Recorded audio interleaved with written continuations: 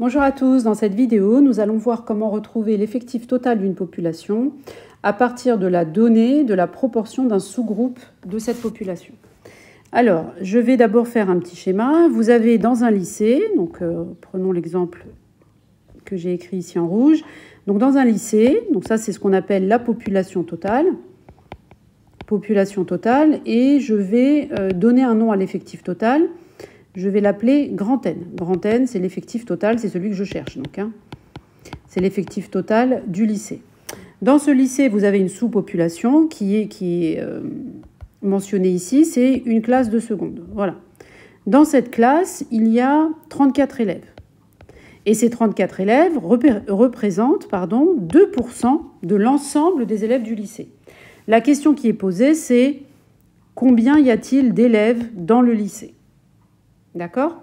Donc, il s'agit bien de retrouver l'effectif total d'une population à partir de la proportion, la connaissance de la proportion d'un sous-groupe de cette population.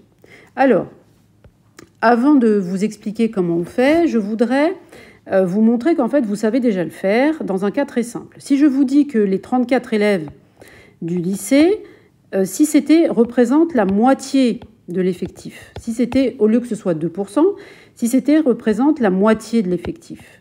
Sans hésiter, la moitié de l'effectif, ou bien on aurait pu dire aussi 50% de l'effectif, donc au lieu de 2%, ça aurait été 50%, admettons que c'était ça la question, alors sans hésiter, vous auriez dit, eh bien forcément, grand N égale 68. Pourquoi ? Parce que si vous avez le lycée comme ça, et que la moitié du lycée, donc là, ça fait 34, tout le monde voit bien que grand N, c'est donc 68. Vous avez fait x2. D'accord ? Sans réfléchir, vous avez fait x2. Donc, forcément, on sait bien qu'il va falloir multiplier 34 par quelque chose pour trouver l'effectif total. Mais la question, c'est par quoi faut-il le multiplier ? Alors, si on essaye d'analyser ce qu'on a fait ici, par quoi a-t-on multiplié 34 pour obtenir 68 ? Eh bien, on l'a multiplié par 2. Remarquez bien que 2, c'est l'inverse de 1,5, parce que 34 représentait la moitié. Et nous, pour passer de 34 à 68, on a multiplié par 2. Tiens, est-ce que ceci pourrait se généraliser ? Et pourquoi est-ce qu'on a multiplié par 2 ? Alors, observons un petit peu ce qu'on a fait en fait dans notre tête sans se le dire réellement. En fait, on s'est dit 34 élèves est égal à la moitié de grand N. Vous savez que quand on dit la moitié de grand N, en maths, quand vous transcrivez cette phrase en français, en maths, ça devient multiplié. Donc 34, en fait, c'est 1,5 fois n. Et moi, je cherche n, qui est l'effectif total. Eh bien, pour trouver n, il faut faire 34 divisé par 1,5.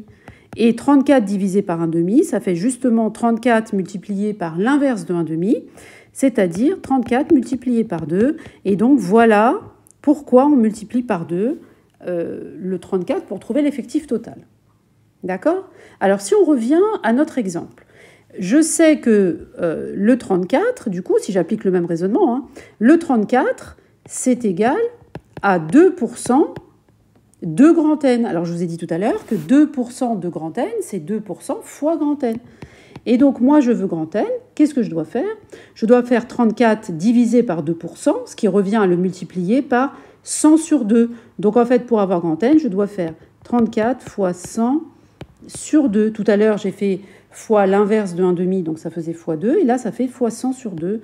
Et ça, c'est grand N. Donc, du coup, je trouve que grand N égale 1700. Ça, je vous laisse le calculer avec votre calculatrice, il n'y a pas de problème. Sinon, vous voyez bien que 34 fois 100, ça fait 3400. Et divisé par 2, ça fait bien 1700. Donc, finalement, j'ai trouvé que l'effectif total du lycée, c'est 1700 élèves. Alors, vérifions qu'on ne s'est pas trompé.